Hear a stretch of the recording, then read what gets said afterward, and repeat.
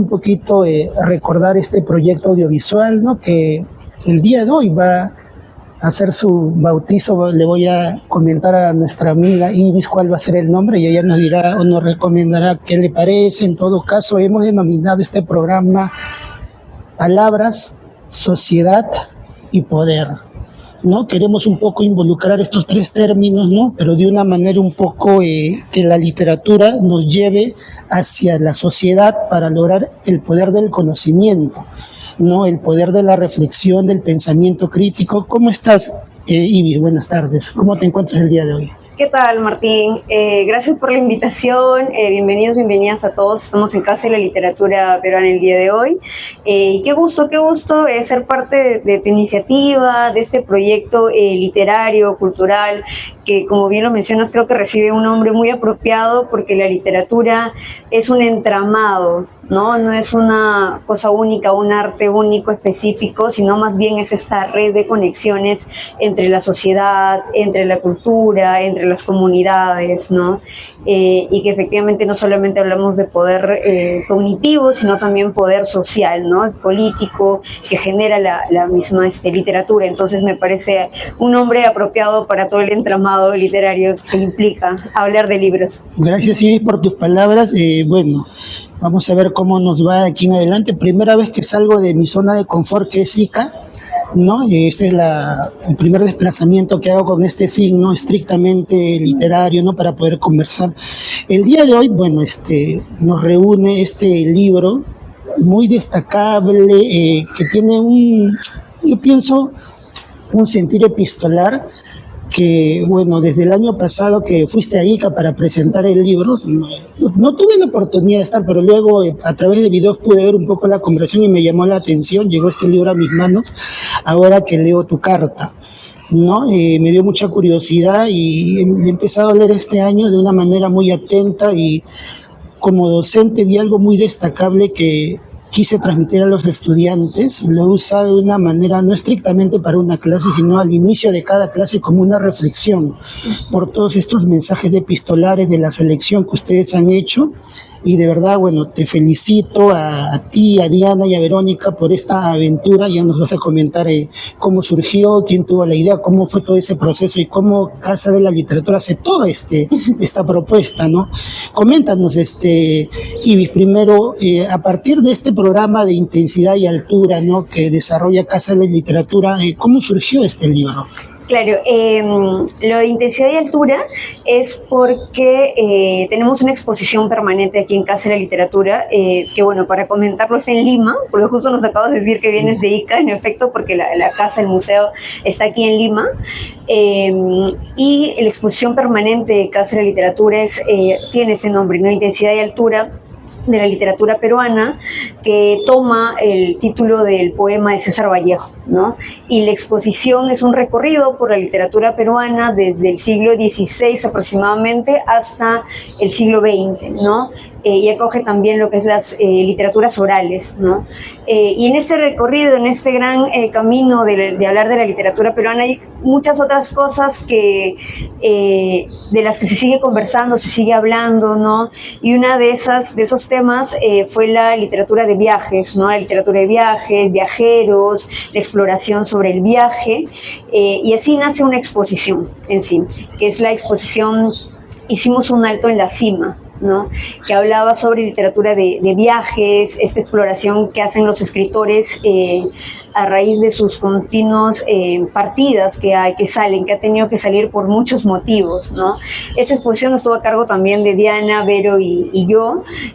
Las tres estuvimos realizando esta exposición que también se presentó el año pasado, y a raíz de esa exposición es que aparece este libro como que complementando la figura del viaje, ¿no? El viaje genera escritos literarios, obras, entre otros, pero también genera una intimidad, ¿no?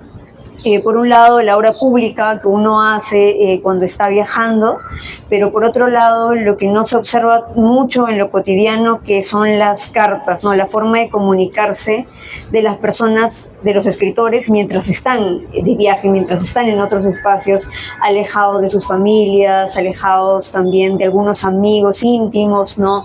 Y que forman otra especie de núcleo en esos lugares. Entonces, a partir de eso es que nació esta idea de publicar un libro de cartas a partir de la exposición, ¿no? Ver ese lado más íntimo de los escritores viajeros. ¿Cómo fue la iniciativa con Diana y Verónica? ¿Cómo surgió? Yo entiendo que tú formas parte del equipo de investigadores, ¿no?, de la Casa de Literatura.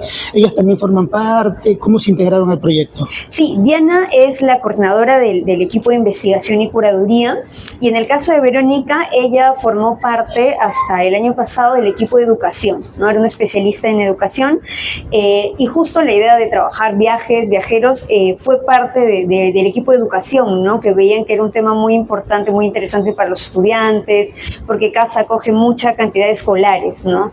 Entonces de ahí surgió, entonces fue como que un trabajo en equipo. De mi lado sí, tanto con Diana y yo somos parte del equipo de investigación, y se tejió este entramado, ¿no?, entre el área de educación y el área de investigación para hacer esta exposición. Y en el camino de las cosas que llegan a sala y las que no, otras que no llegaron, fueron estas cartas, ¿no?, que surgían a raíz de la investigación, de la lectura, de los escritores que publicaban lo que les sucedía en diarios, en crónicas, y lo que no se publicaba, que eran las cartas, las postales, sus pasaportes, que también, o las cosas curiosas que pasaban o les pasaron y que quedaban como notas en algunos libros nada más, ¿no?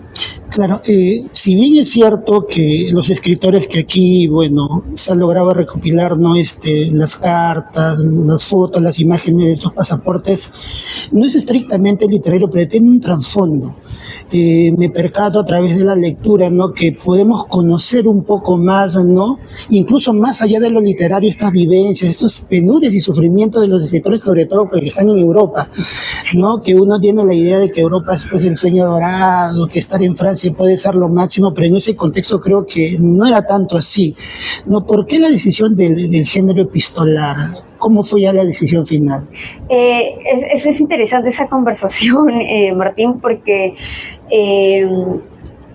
hay una intimidad del escritor en las cartas, ¿no? Porque, claro, para empezar no están hechas para ser publicadas, ¿no? Es como que un diálogo que uno tiene con su familia, se apropia de la intimidad, con su pareja, claro, pero que, como bien lo mencionas, es muy rico para saber qué estaba pasando en ese momento con estas personas, ¿no? Con esos escritores, escritoras cuyo sueño era quizá Europa. En general la selección son de escritores del siglo XX, cuyo ideal, por el mismo contexto, era viajar a Europa, conocer, ¿no?, estas otras influencias literarias más occidentales.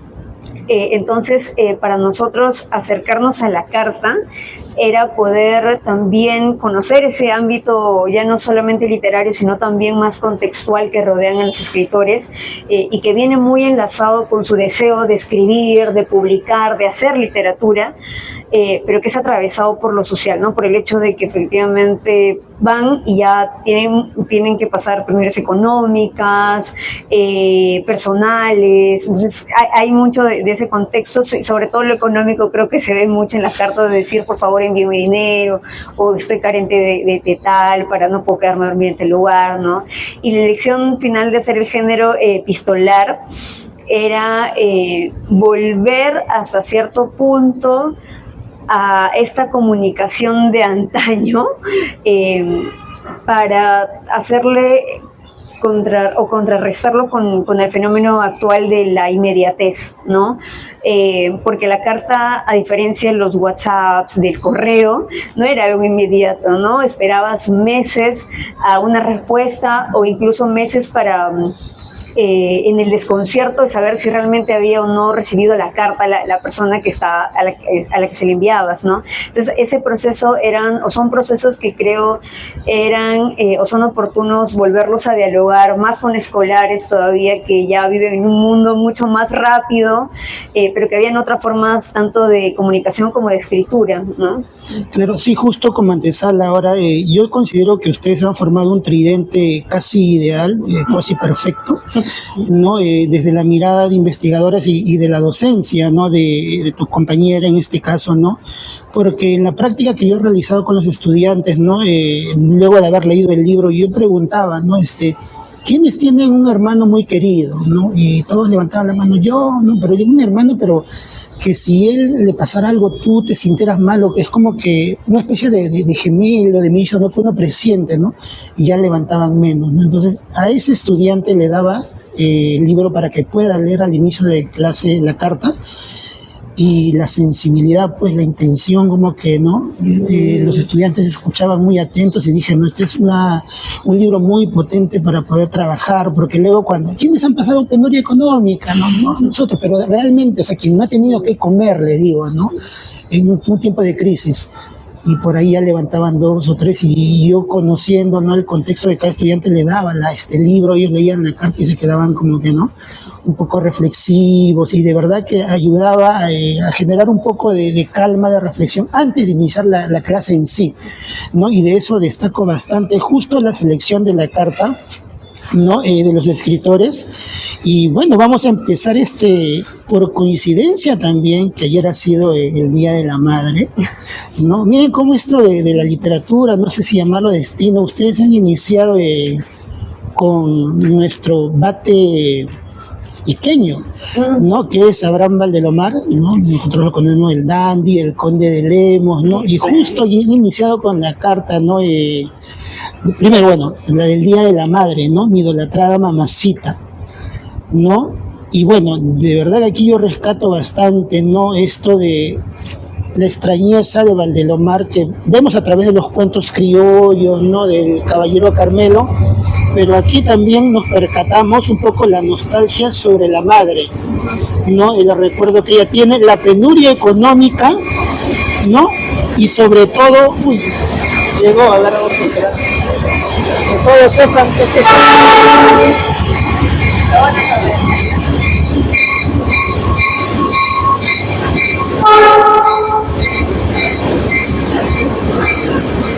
si quieren vivir esta experiencia del tren, tienen que venir a Casa de la Literatura.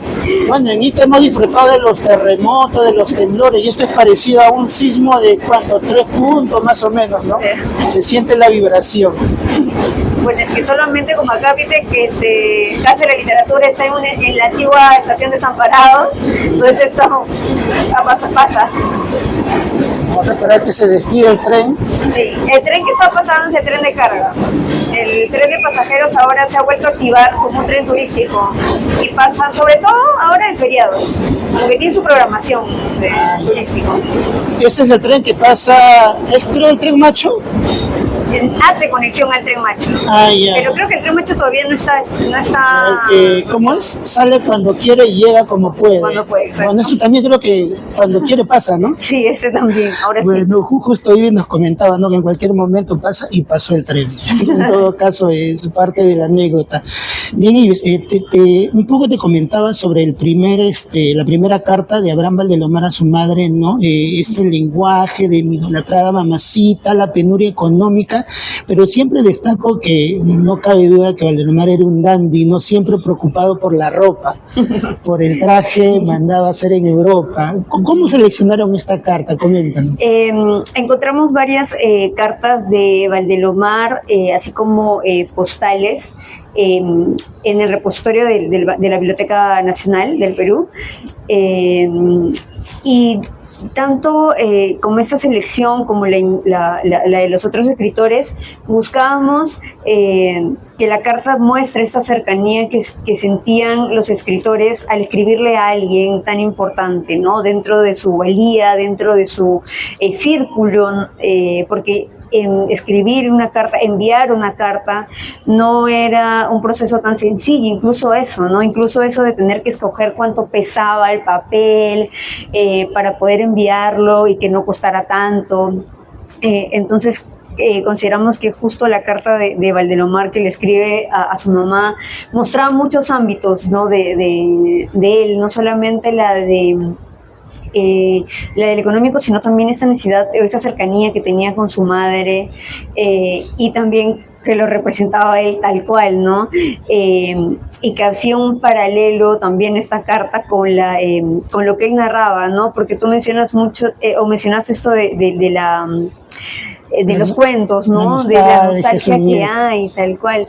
Y eso es algo que él mucho lo retrata y que también sus cartas lo muestra porque siempre va a estar cercano a su familia, ¿no? Siempre va a buscar escribirles a ellos, como comunicarse y estar ahí siempre reflejándolos, ¿no? Siempre buscándolos. Sí, veo que, o sea, el agradecimiento hacia su madre es constante, ¿no? Con términos, pues, ¿no? Que el agradecimiento, idolatrada, ¿no? El beso de tu hijo, el fuerte abrazo, ¿no? Que no te olvida y que espera con ansia tu retrato, ¿no? Y aquí hay algo que me deja un poco pensando, esto del tema que yo te mencionaba de la vestimenta, ¿no? Que a pesar de que le gustaba bien, también trataba de ser económico. No, o sea, el ahorro creo que era Claro. algo constante, ¿no? Me imagino que él siempre lo hemos visto vestido de una manera muy, no sé si decir lujosa, pero intentaba vestirse bien, como un dandy, ¿no? Pero Sí, siempre tal cual. apelaba a esta necesidad económica. ¿Cuál es tu reflexión? De aquí, ¿qué puedes deducir tú sobre Abraham Valdelomar a partir de esta selección de esta carta? No, sí, definitivamente Valdelomar siempre ha sido o fue un escritor muy eh, enlazado a la figura del intelectual como un dandy, no, no solamente únicamente como un escritor que labra sobre la palabra, sino también como el mismo ser humano, ¿no? Que hay. Entonces su deseo de ir a Europa, muy, muy propio de la época también de querer llegar, de querer estar, también muy enlazado a la estética, ¿no? Al esteticismo que él siempre había marcado. Y bueno, la selección de la carta era un poco también para poder ver esta dualidad entre que el factor económico no eh, implica que el escritor dejase algunas posturas que tiene sobre su identidad, ¿no? Es muy claro, es muy Abraham Valdelomar, esta figura del corset, ¿no? Esta figura del vestir, ¿no? Que lo representa totalmente y que él pues tuvo que enlazar con la carencia económica también, pero al mismo tiempo que él ha tenido ayuda de su familia, ¿no? Porque ahí también agradece este ingreso económico de parte de su mamá que le ha hecho llegar, ¿no? Entonces también hay en el caso de Valdelomar específicamente no hay una total carencia, pero sí hay una necesidad de tener que tener dinero para sobrevivir allá y también para poder darse algún que otro lujo, ¿no? Eso es algo que se podría decir cuando alguien migra también, ¿no? En primera instancia como que hay que apoyarlo hasta que se pueda ubicar bien, Estabilizar. posicionar, estabilizar, ¿no? Y luego, bueno, tenga que retribuir, ¿no? Ese apoyo que se le ha dado, ¿no? Y bueno, este es nuestro dandy iqueño, ¿no? El segundo personaje, bueno, yo con él tengo algo muy particular que es José Carlos Mariátegui, ¿no? A partir de la lectura de los 7 ensayos. Pero hay una parte de José Carlos Mariátegui que tal vez no ha sido muy, que no tiene mucho que ver con los ensayos, con su ideología política, que es, ¿no? El tema con su padre, con Victoria Ferrer, ¿no? Y su pequeña hija, ¿no? Que al final, bueno, a través del tiempo como que sí es reconocida, pero ha sido un poquito olvidada a comparación, ¿no? De los hijos y de los nietos, ¿no? Que hasta la actualidad algunos todavía existen, ¿no?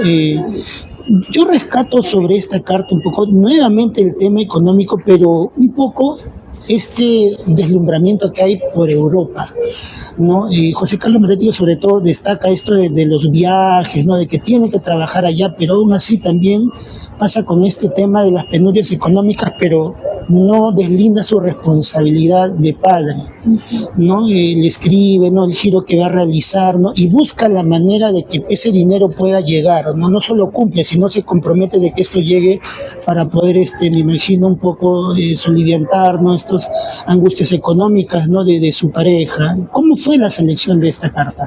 En el caso de Mariátegui, tuvimos acceso a su archivo gracias al archivo Mariátegui, que también está online, que seguramente van a poder revisar y ahondar en más cartas, porque sí hay mucha documentación de Mariátegui en torno a sus cartas, en torno a su viaje a Europa, porque el viaje a Europa, específicamente cuando él está en Italia, termina siendo clave para cuando él retorna e inicia todo lo que es la Sociedad Editora Mauta, ¿no? O la ciudad es Minerva, ¿no? La imprenta. Entonces, es muy importante el viaje que él realiza, y la selección que hicimos para el caso de Mariátegui quería tener esa complementariedad, ¿no? De la vida íntima que él tiene, atravesado por su hija, pero que está visto del lado del laboral también, ¿no? Porque él tenía que estar en Europa y tenía que enviarle este monto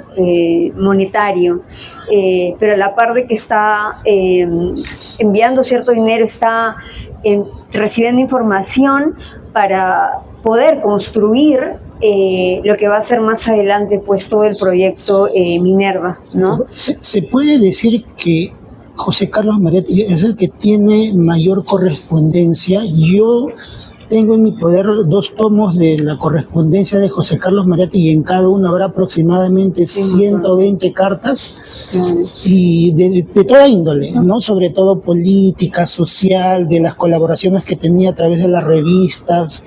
No sé si es el escritor con gran cantidad de cartas, pero sí uno de los que más se ha publicado sus cartas, gracias siempre al trabajo de las familias, en primer lugar, que dan, ¿no? Que dan ya sea a investigadores, a centros, en este caso el Archivo Mariátegui, que es el que tiene esta documentación y que además de tenerla, pues la ha podido digitalizar, que también eso hace que los investigadores, los estudiantes puedan acercarse a ese tipo de material, Pero ¿no? es cierto, ¿no? Entonces, hay una organización estrictamente exclusiva donde han publicado todos los libros. Exacto, entonces eso ayuda mucho a poder conocer más a fondo a un autor, ¿no? Entonces el aporte tanto de la familia Mariátegui como del archivo ha generado que todas estas cartas, documentos, incluso documentos de Minerva, puedan darse a conocer, y eso sí hace que pues uno pueda sumar la cantidad de información, la cantidad de cartas, ¿no? Porque también hay otros escritores que seguramente tienen diversidad de cartas, pero deben estar también distribuidas en múltiples personas también, ¿no? Ahí está un reto, ¿no? De qué información de ahí no puede ser medular importante, un poco para complementar la obra literaria de esos escritores, ¿no? Tal cual, porque cuando es importante también saber que cuando Mariátegui ha enviado una carta, lo que se está haciendo también es recopilar o rastrear la red de personas que han circulado pues en torno a Mariátegui y que son poseedoras de esas cartas, ¿no? La segunda carta, en este caso, me parece, ¿no?, que le escribe o recibe, ¿no?, de Armando, ¿no?, ya tiene un índole un poco más estrictamente, un poco político, ¿no?, sobre la situación que pasa desde el punto de vista político. Entiendo que han querido un poco equilibrar, ¿no?, la parte un poco íntima, familiar, con el tema que se le destaca más a Mariátegui, sí, ¿no?, como político. Sí, y también hemos incluido en el caso de Mariátegui su pasaporte, ¿no? Hemos querido incluir algunos tipos de documentos de viajes, además de las cartas, como para hacer ese entramado entre cómo recorren, pues, ¿no?, los escritores. Sí. Sí, interesante. Creo que un poco la selección también ha sido precisa para un poco que ya quienes desean ahondar un poco más puedan ver esos aspectos, ¿no?, de la vida de la Mauta. Tenemos ahora a César Vallejo, nuestro poeta más universal, ¿no? Y mire, en el caso de Vallejo veo que inician con la selección de cartas a sus 2 hermanos, ¿no?, a Manuel y a Víctor. Yo aquí me puedo percatar que, bueno, Vallejo escribe desde Francia, ¿no? Que ya no regresó, pues, ¿no? Y nuevamente ahí pude percatarme cómo se deslumbra, ¿no?, por los Campos Elíseos, ¿no?, París, la Torre Eiffel, ¿no?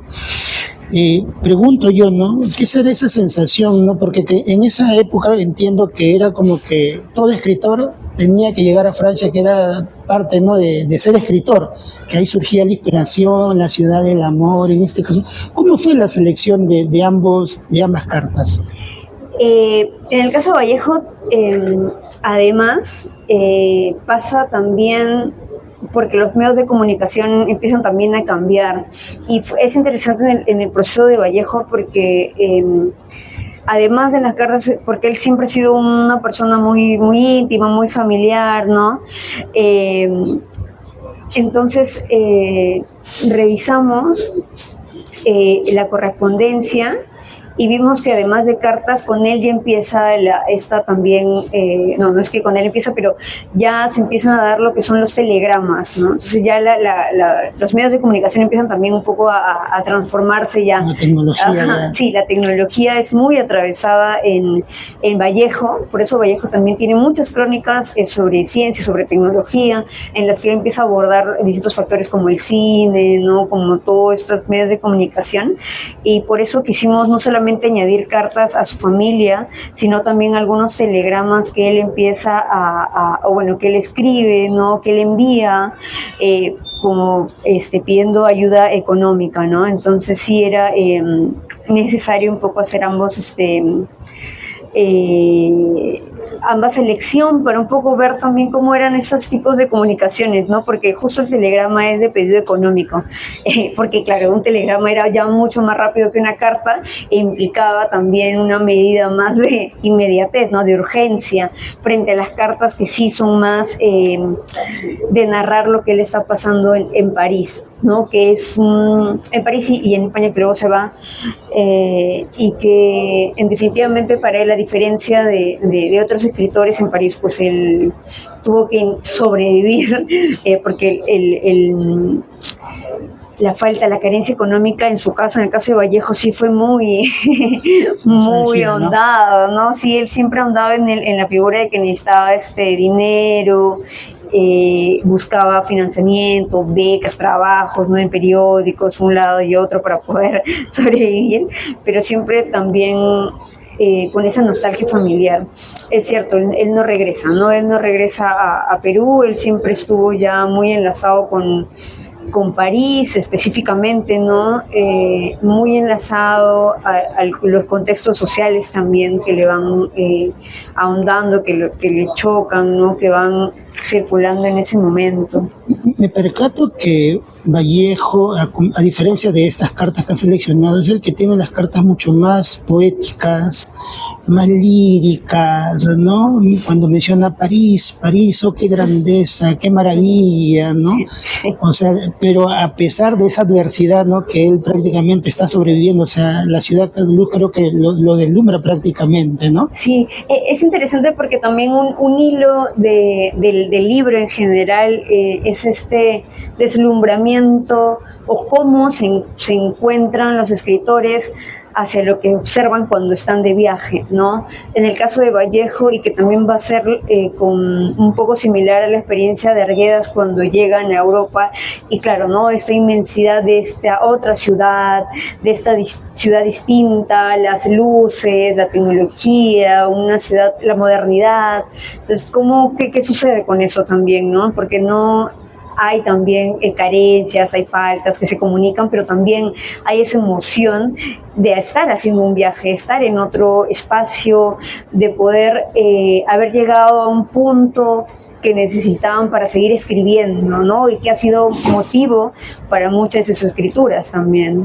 Claro. Me percato que hay otra carta donde Vallejo le escribe a José Carlos Mariátegui, sí. Y aquí destaco bastante el agradecimiento mutuo, que a veces en el mundo literario no es tan, ¿no?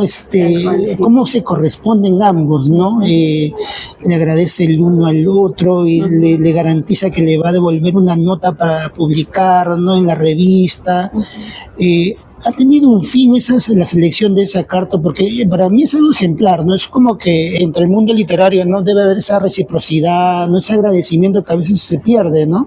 Sí, cuando nosotros revisamos esta carta, bueno, para mí era súper necesaria que vaya, era como que sí o sí, porque también nos contextualiza en que los escritores están rodeados de otros escritores y está todo sucediendo a la par, ¿no? Mientras uno está en París, el otro recién podría estar viajando, o uno ya está de regreso en Lima, los contextos están sucediendo ahí a la par entre unos y otros, ¿no? Y en el caso de Vallejo, con Mariátegui se escribía compartían, y claro, ¿no? Los temas políticos, sociales eran algo que para ambos entretejían, ¿no? Ambos conectaban en ese sentido hacia cómo veían la sociedad, lo social y hacia dónde iban sus luchas, ¿no? Y sí era muy importante también verlo porque Amauta, ¿no? La revista, que funda Mariátegui, era muy importante para él, y en esa carta en específico se da cuenta que era muy importante para toda la intelectualidad peruana, ¿no? Por donde sea que estén, ya sean en París, Amauta tenía toda esta red, ¿no? Y que no era únicamente hecha por la escritura o por la literatura, sino también por ese compañerismo que había entre los escritores, ¿no? Y que por eso mismo hace que Vallejo siente esa reciprocidad amical unida por la literatura, pero que tenía ese nexo más de amistad, ¿no? Sí, veo que esa carta también es como que algo que nos invita a la reflexión de la hermandad que tiene que haber finalmente, ¿no?, entre el mundo literario. Y mira, ahora, bueno, pasando a la carta de Magda Portal, yo recuerdo un poco en los 7 ensayos de Mariátegui que él hace un ensayo sobre Magda Portal, ¿no?, como poetisa, ¿no? Aunque no ha sido muy difundido, ¿no?, su labor literaria, destaco que aquí han seleccionado una carta, desde mi opinión, un poco estrictamente más política de la labor que realizaba Magda Portal, ¿no?, de la víspera del viaje que va a ir a Huancayo, ¿no? Pero habla bastante de la política. ¿Por qué la selección de esa carta? Magda Portal fue poeta, fue política, fue una de las mujeres pioneras en cuanto mujer en la política, ¿no? Su lado poético, su lado de poesía, es un lado que de alguna manera todos, o quizá no todos, pero se explora mucho más que su lado político, ¿no? Y en sus cartas ella ahonda más en su lado político que en su lado poético. En sus cartas, y eso se debe a que los múltiples viajes que ella ha hecho ha sido muchos más viajes por cuestiones sociales, políticas, que por cuestiones poéticas. Ella, a diferencia, por ejemplo, de Vallejo, que ha viajado a Francia porque quería escribir, porque quería estar en ese circuito cultural, Magda Portal tuvo muchas giras políticas, más que nada, ¿no? Enlazadas a seminarios, a circuitos de la política de ese momento. En ese momento ella estaba, o era parte del APRA, cuando el APRA era de izquierda todavía, ¿no? Entonces esto, y debido a incluso a este accionar político, es que ella va a ser exiliada, ¿no? Se va a dejar, va a abandonar el país, va a tener que hacer otros recorridos, y es por eso que era muy importante conocer ese lado, ese ámbito mucho más específico de ella, ¿no? Para mí, sus cartas, cuando ella habla del viaje, lo hace contando a partir de lo que le está sucediendo políticamente, ¿no? Ella tiene una autobiografía en la que habla mucho sobre estas figuras de sus viajes y sobre su exilio también, y explora un poco sobre lo que está sucediendo con su poesía también, ¿no? Yo creo que igual Magda Portal es una de las figuras femeninas literarias del Perú muy importantes y que debería ahondarse más. Claro, su carta parece un ensayo político, ¿no? Habla de las opciones políticas, y si gana Beltrán o Pardo ocurre tal cosa, ¿no? Y si gana Odría volvemos al militarismo, ¿no? O sea, es prácticamente un ensayo, ¿no? O sea, se proyecta lo que va a venir, ¿no?, de ocurrir, y prácticamente, y yo dije, no voy a encontrar algo un poco más amical, íntimo, pero es un ensayo propiamente, ¿no? Y que se lo comenta a su hermano, me imagino. Pienso que ella quiere quedar un poco, dejar evidencia del trabajo que ella está haciendo. Quiero entender que en ese contexto tal vez a las mujeres no se le valoraba desde el punto de vista político, claro, tanto, ¿no? Esa es una de las razones por la que luego ella abandona el APRA, porque en la vida de Magda Portal hay hay muchos hitos que la han intentado invisibilizar. Incluso ella gana un concurso, ahora no recuerdo muy bien el nombre, ella gana porque es bajo seudónimos, y cuando descubre el jurado que la que ha ganado es una mujer, le indican que ella no puede recoger el premio porque estos premios muy bajo las figuras occidentales, ¿no? Como que se le van a entregar como laureles, algo así, le indican que eso, como tiene esta figura de femenina, el premio no lo puede recibir una mujer, lo tiene que recibir un varón. Entonces le indica que ella tendría que ceder su premio, y eso obviamente a ella la molesta, termina pues renunciando a eso, no al premio, se lo entregan finalmente al otro poeta, que ahorita no recuerdo su nombre, pero es algo que ya ella la marca incluso desde el ámbito literario, y que luego cuando esté en el APRA nuevamente Aya de la Torre va a buscar invisibilizarla porque como una mujer en política, ¿no? Entonces es otro circuito en el que ella también se siente agredida y va a nuevamente levantarse ante ello y va pues a renunciar a las filas del APRA finalmente por estas opresiones que hacen, ¿no? Entonces también eso ha sido una de las dos razones también por la que hemos querido insertar estas cartas hacia ella, porque también hay mucho esta falsa idea de que una mujer siempre va a escribir poesía, y una poesía de cierto tipo, como que romántica, como que muy enlazado a estos quereres u otro, y Magda Portal es una mujer que podrá o no tener líneas así, pero también tiene un poder, un posicionamiento político importante, ¿no? Entonces en las cartas es ver esta Magda Portal política, también que tiene de carácter, ¿no? Una Magda Portal bien posicionada también hacia sus lineamientos literarios y políticos.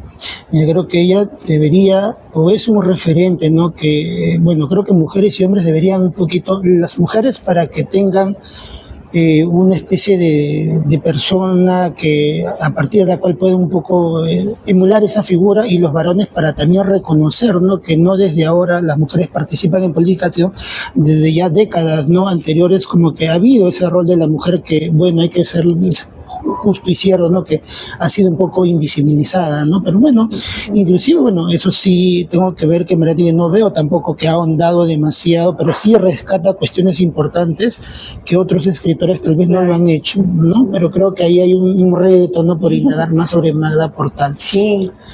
Bien, nos vamos ahora con el taita José María Arguedas, ¿no? Bueno, de José María Arguedas creo que va a ser innegable, ¿no? Esa identidad, ¿no? Que es como un propio, ¿no? Sí. Y son sus cartas breves pero muy potentes, ¿no? Él me percato que no tiene que escribir, o no ha escrito demasiado, pero prácticamente, ¿no? Nos destaca también, ¿no? Desde Europa, ¿no? Este tema de la identidad y de recordar, ¿no? Su tierra. ¿Cómo fue la selección de las cartas de José María Arguedas? Arguedas es tremendo, ¿no? Es un hombre muy imprescindible si hablamos de la literatura peruana. Tiene muchas cartas que se han publicado, que él ha ido entregando entre familia y también a su psicóloga de ese entonces, ¿no? Nosotros hemos seleccionado en este caso más que nada postales, ¿no? Y las hemos transcrito. Para hacer o dar cuenta de que efectivamente para Arguedas el Perú siempre ha estado latente, ¿no? No hay un Arguedas sin Perú, y no hay un Perú sin Arguedas, ¿no? Es muy, muy vital para él siempre verse reflejado, y ver reflejado a su Andahuaylas, a sus ríos, hacer esas similitudes que él hace cuando se encuentra con la naturaleza europea, no extranjera, y cómo él lo remontan a su tierra, demuestran también esta añoranza que él siente por sus raíces, ¿no? Es muy interesante cómo él abraza su imagen, su identidad también peruana. Entonces sí, la selección de estas postales tienen que ver también con eso, ¿no? Con esta otra forma de escribir, no solamente con cartas, sino también a través de las postales, pero también ver que él siempre está pensando en un Perú. Sí, mira, justo quería leer estas líneas, ¿no? Donde él, bueno, querido tío, y dice, ¿no? Le envié, bueno, a José Delgado le envié también una tarjeta de Madrid, lo mismo que a la señora María. Ya están en Biseca, ¿no? A pesar de que gozamos de París, no dejo de envidiar, no ese París que no deja de envidiar, pues no hay nada más buscado y deseado que la tierra en que se pasa la niñez, a los retamales y calandrias de Bisecas. No creo que es una constante, él no le recuerda de su niñez, ¿no? Que a lo largo de toda su obra definitivamente, ¿no? Sí. Es algo, es una marca registrada en él. Y luego, postal que mencionas, yo al inicio cuando leí pensé que realmente era su madre. Y de ahí recordé que su madre falleció cuando era muy niño. Y dije, pero entonces empecé a releer y de ahí, bueno, me percato, ¿no? Que esa es su psiquiatra, su psicóloga, ¿no? Sí, y le digo, ¿no? A quien no, dice, podré besarle las manos, descansar con la dulzura sin fin de su palabra. O sea, ¿quién puede? Bueno, sabemos que el psicólogo, el psiquiatra nos ayuda en cierta medida, pero no sé qué tanto apego él pudo tener. ¿Por qué la selección de esta postal? Hay una selección, o hay una publicación que tiene varias cartas que él escribe a Lola Hoffman, fue su psicoanalista por muchos años, en la que ya hay cierta intimidad entre ambos, en las que él la saluda con eso, ¿no? Con esta queridísima madre. Esta conexión que él tiene y que era hasta cierto punto necesario compartir, para dar cuenta también de este Arguedas que siempre estuvo acompañado, o siempre necesitó algún tipo de ayuda, ¿no? Él siempre, y que le estuvo buscando, ¿no? Él estuvo allí como que buscando esta ayuda psicoanalítica para poder también escribir. Él ya en El Zorro de Arriba y El Zorro de Abajo, que sale póstumo y con los diarios, algunos diarios, él menciona que se siente incapaz de escribir, ¿no? Que habla con psicóloga, con psiquiatra y que se siente incapaz de poder escribir. Entonces, queríamos acá hacer compartir eso, ¿no? Que Arguedas estuvo también acompañado de alguien para poder seguir escribiendo. Eso por un lado, y también porque la carta, la postal que le envía Lola Hoffman es muy bella, ¿no? Es esta impresión que él tiene, que él siente cuando ve el ring, y que él lo enlaza más bien con el Apurima, con sus ríos, ¿no? Como que él ve esto bello, pero sigue pensando en sus raíces, ¿no? Sigue siendo todo para él enlazado a Sondahuaylas.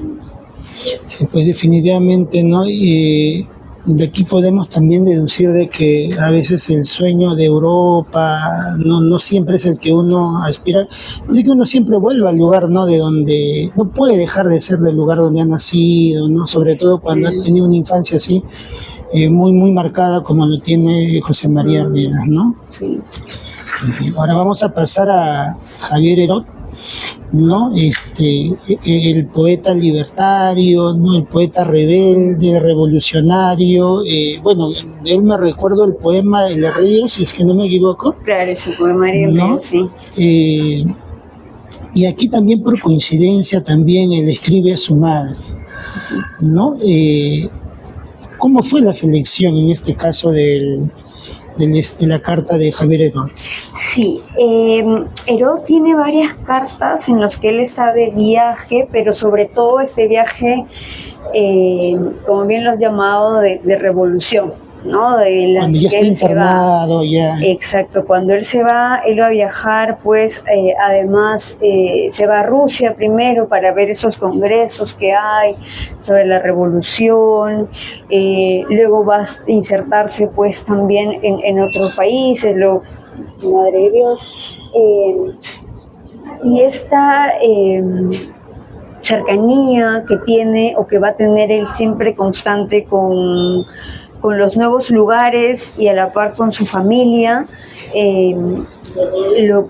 hacen que él siempre cuando escriba tenga una identidad muy de viaje, ¿no? Javier Heró es como un poeta viajero también, ¿no? En sus poemas también habla sobre el viaje, sobre esos procesos de transformación cuando uno va, cuando uno no está, y la añoranza que tiene, ¿no? Está con él que habla bastante de los estudios que él tiene, ¿no? De esas aspiraciones, ¿no? En el Instituto de Cine, ¿no? De la Sorbona, de París, ¿no? Habla bastante de cine, creo que es otra de sus aficiones, ¿no? Sí, él es muy aplicado. Fue un autor muy aplicado, en el sentido de que cuando empecé a estudiar era la escritura, ¿no? Muy amado por la escritura, una escritura muy joven, él publica muy joven, y bueno, también fallece muy joven, ¿no? Entonces, como que en ese tiempo, todo lo cual vivió, estuvo muy atravesado por eso, ¿no? Por sus lecturas, por la política, por la sociedad, y por su familia también, ¿no? Muy apegado también a su familia. ¿Cómo es, no?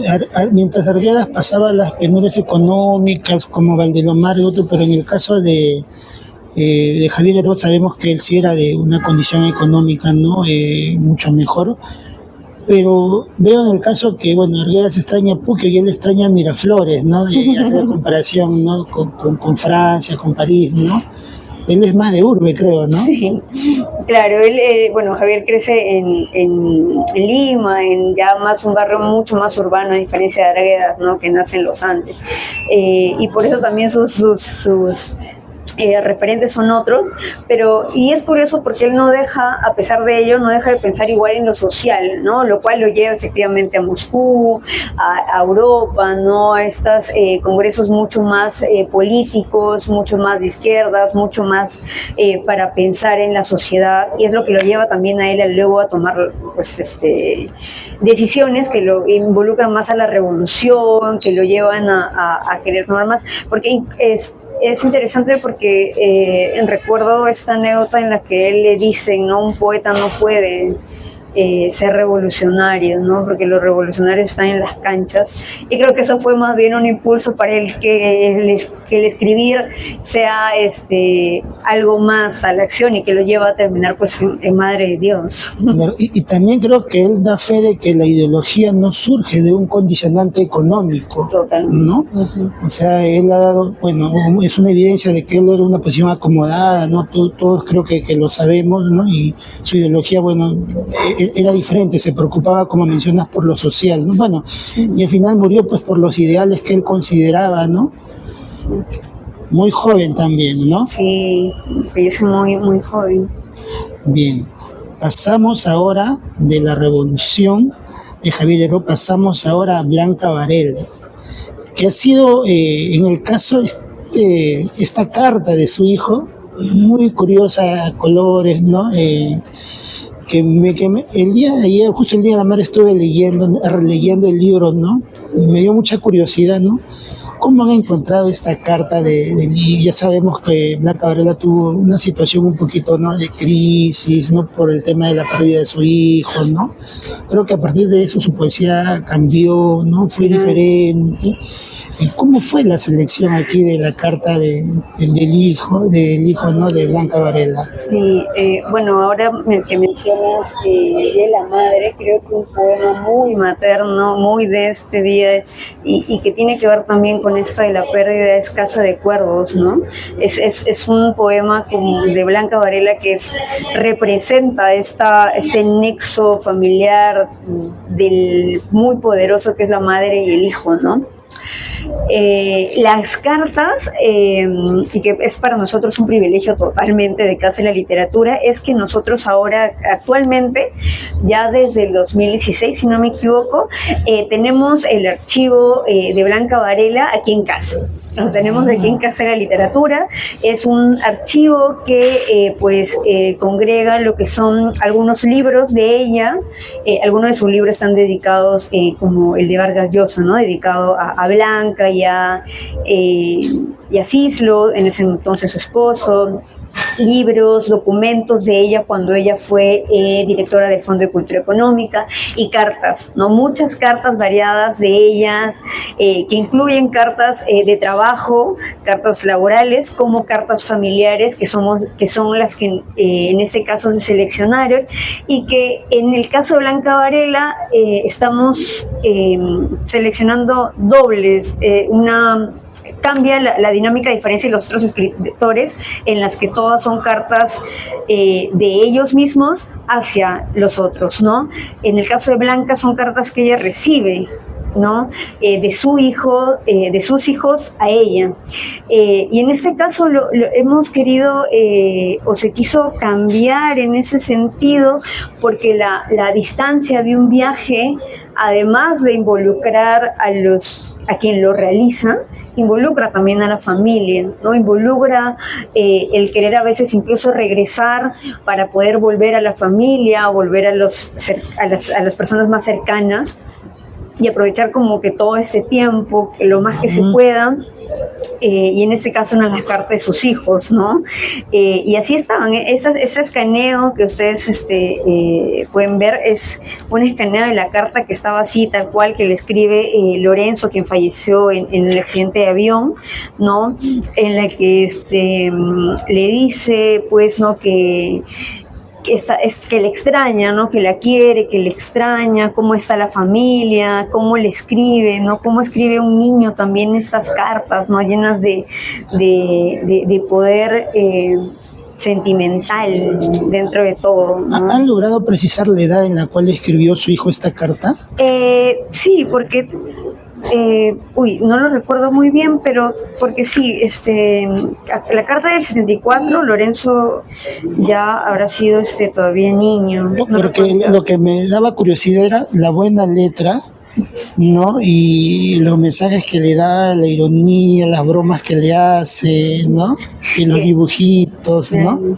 Esa gran cercanía que tiene Lorenzo y también, pues, Vicente, ¿no? Los dos, porque hay una carta de cada uno, que muestran esa conexión que tiene mucho con su madre, ¿no? Esa conexión total que aún, porque Blanca fue una mujer, además de poeta, pues fue una mujer también de empresa, por decirlo de alguna forma, porque al ser directora del Fondo de Cultura va a tener que hacer muchos viajes de trabajo, ¿no?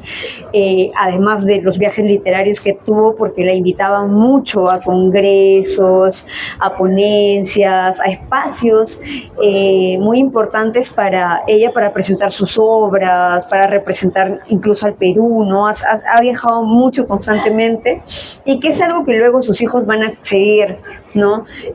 Porque también hay una carta que le envía Lorenzo cuando está en India, Arabia, no recuerdo muy bien, y le habla un poco de esta dinámica de comunicaciones que cambian, ¿no? Y que era importante también comentarles para situar nuevamente el contexto social que va cambiando, ¿no? Las comunicaciones otra vez se transforman. Aquí habla de fax ya, ¿no? Sí, acá ya se habla de fax, de que necesito ese dinero, no te puedo llamar acá porque si no voy a gastarme tal o cual dinero para tal, y hay otros, y en el caso de Blanca Varela ya se adjuntan correos, ¿no? Correos electrónicos, sí. O sea, prácticamente ya estamos llegando al siglo ya 2002, ¿no? Sí, las cartas los correos electrónicos que juntamos son del 2002, y que se le hace una invitación. Ya Blanca Varela está bastante mayor, ella fallece en 2010, si no mal recuerdo, entonces ya está bastante mayor, la siguen invitando, por supuesto, y ella hace esa solicitud de querer viajar, pero que por favor le compren un pasaje en un buen espacio, ¿no? Para que ella pueda viajar sin tantas molestias, a lo cual no pueden acceder, pues, la invitación, ¿no? Quienes lo invitan le dicen no podemos, y ya ella tiene que rechazar la invitación porque ya por la edad es claro, ¿no? Y un viaje también implica eso, ¿no? A veces los escritores viajan tanto que llega una edad en la que ya no pueden estar viajando tanto, tan sencillamente como lo hacían antes, ¿no? Sí, pues es cierto, ¿no? Bueno, Ibis, hemos ahondado por qué 7 escritores, algún número cabalístico, solo había espacio para 7. Sí, un poco entre el espacio, hay muchos escritores que se quedaron fuera. Creo que uno de los que más a mí me da pena, bueno, en realidad varios, porque cuando empieza este proyecto de las cartas, nosotros queríamos ahondar en la transformación de la idea de carta incluso. Habíamos pensado empezar por Guamán Poma, ¿no? Esta gran carta que él elabora y que ahora la conocemos como crónica, pero que es una gran, o que él escribe con esa intención de una carta al rey de España, ¿no? Entonces queremos empezar con Guamán Poma para ver también cómo la carta y la comunicación se va transformando, ¿no? Que es lo que un poco se ve al atravesar el telegrama, el fax, el correo, un poquito, pero claro, ya entre que había que elegir, entre que había que recortar los ejes temporales también, porque también habíamos pensado, o dentro de esta búsqueda también apareció Clorinda Mato con varias cartas que le hacía Ricardo Palma, y se notaba esa confianza que había entre ambos, ¿no? Y yendo más adelante temporalmente, también habíamos visto a Eyelson, ¿no? Que le envía cartas a Julio Ortega, y una de las cartas más curiosas es cuando Eyelson le cuenta a Ortega que había sido él seleccionado para hacer un premio a un concurso de autos, ¿no? Y él cuenta eso como que ¿por qué me han seleccionado a un concurso de autos en los que yo no sé mucho, ¿no? Y claro, ¿no? Porque además de ser poeta, Eyelson también era artista visual, ¿no?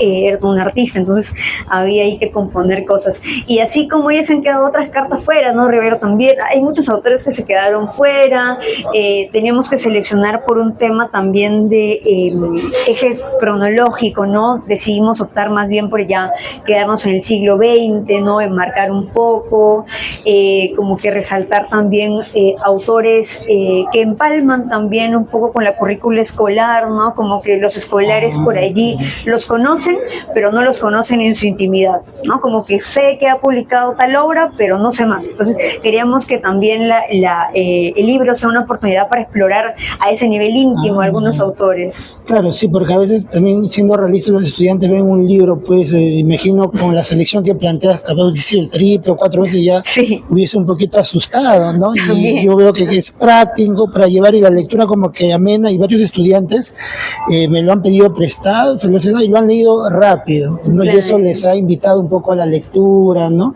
Sí. Pero bueno, creo que, no sé, va a haber, ahora que leo tu carta número 2 una versión más amplia, han proyectado eso.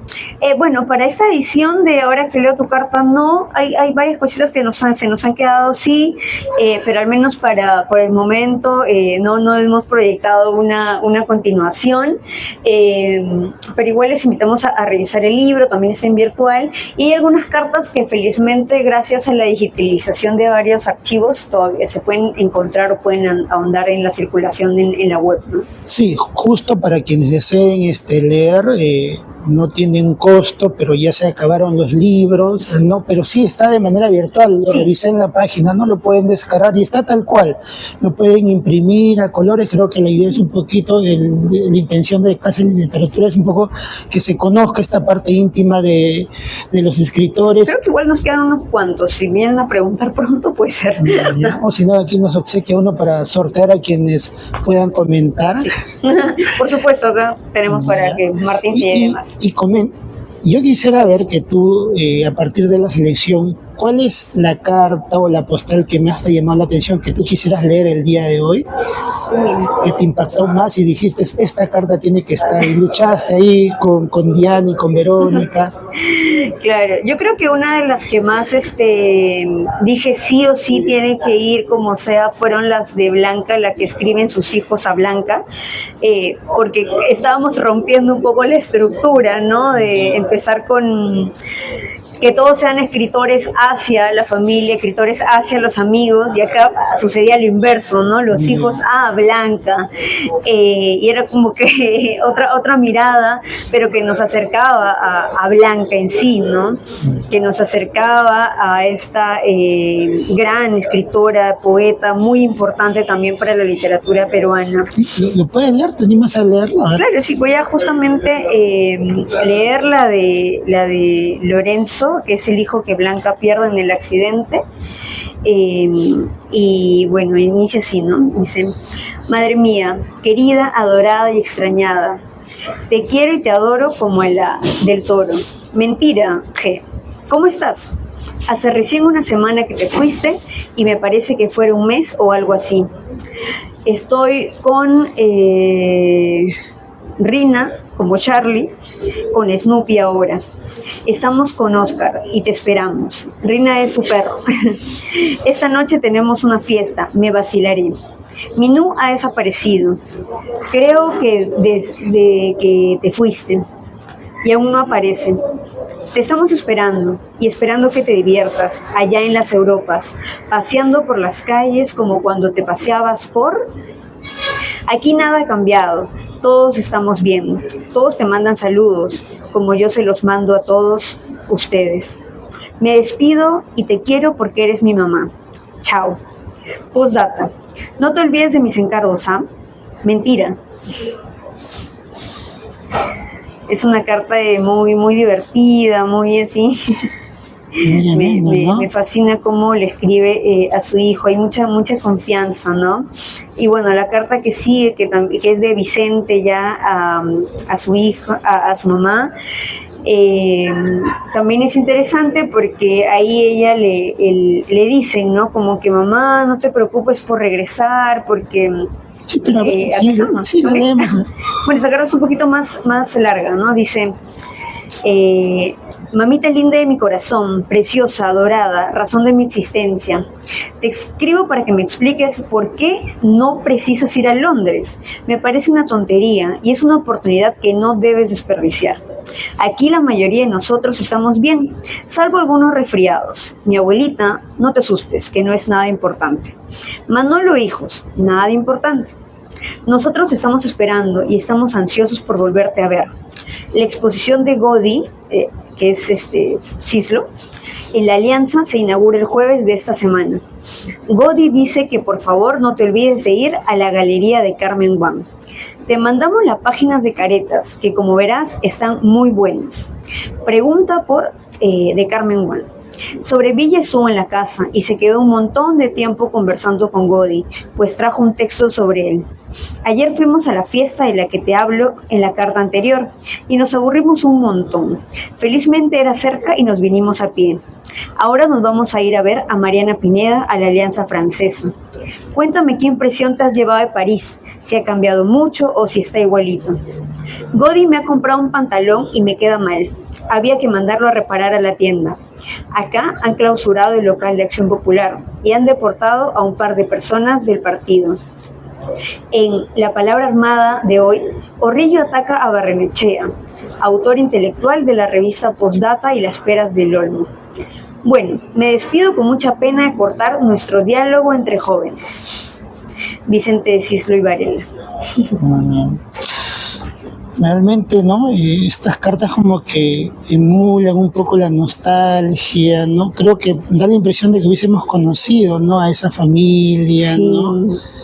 Sí, nos acercan como te mencionaba, esa intimidad, ¿no? Nos acercan a este lado menos conocido de los escritores, ¿no? Que quizá ahí por ahí los escritores no publican porque, claro, no son cartas que no han sido hechas para ser publicadas y por eso mismo le agradecemos mucho también a las familias, a los archivos que nos han permitido poder sacar el libro, ¿no? Hay cartas sí que circulan en la web, que algunas ya por tiempo están libres, pero algunas cartas también pues que gracias a las familias que nos han podido acercar a ellas es que las podemos publicar. Claro, creo que definitivamente, bueno, ya desde el punto de vista de investigación, creo que a través de la explicación y la lectura podemos ver, ¿no?